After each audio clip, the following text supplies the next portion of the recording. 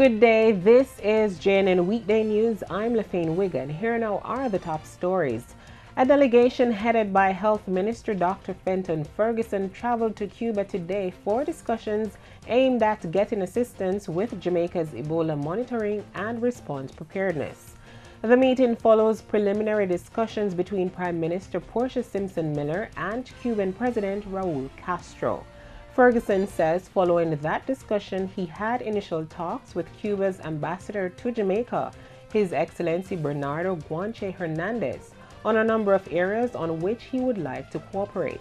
One of those areas is the training of local health personnel. The talks with Cuba comes against the background of Jamaica's heightened national health emergency response to the prevailing chikungunya virus outbreak and the threat posed by the Ebola virus.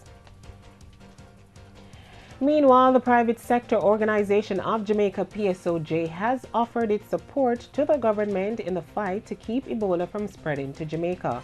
In a press release, the PSOJ stated that it has endorsed the travel ban imposed by the government on persons from West African countries affected by the Ebola virus.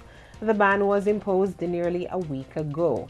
The PSOJ also stated that it has been working in a supporting role with the government to formulate a strategy to keep the virus away from Jamaica and ensure that an appropriate and rapid response is in place if it happens.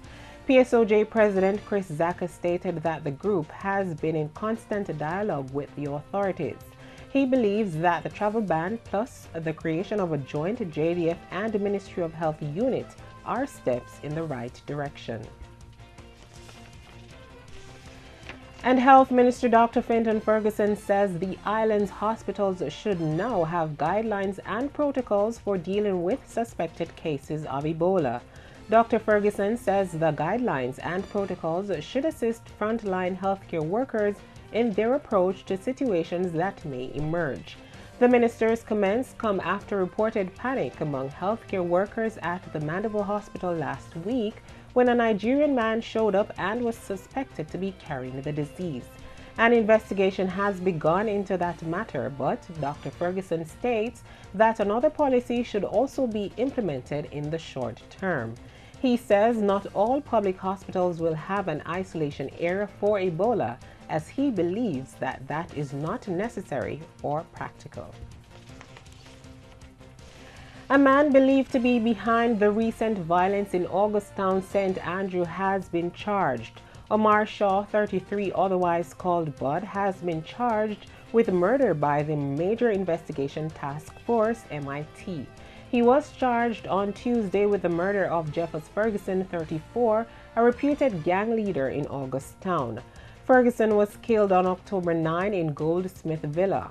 Shaw was shot and taken into custody following a police operation along Lyndhurst Road last week.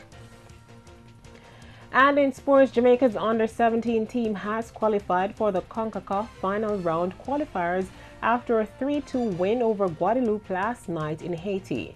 Donovan Nelson scored a hat-trick for the young Reggae Boys. The team will next face Cuba in the top-of-the-table clash. That match is scheduled to be played tomorrow. And those were the headlines for this hour. You can watch or live stream at JamaicaNewsNetwork.com. I'm Lafayne Wigan, and this is JNN News Worth Watching.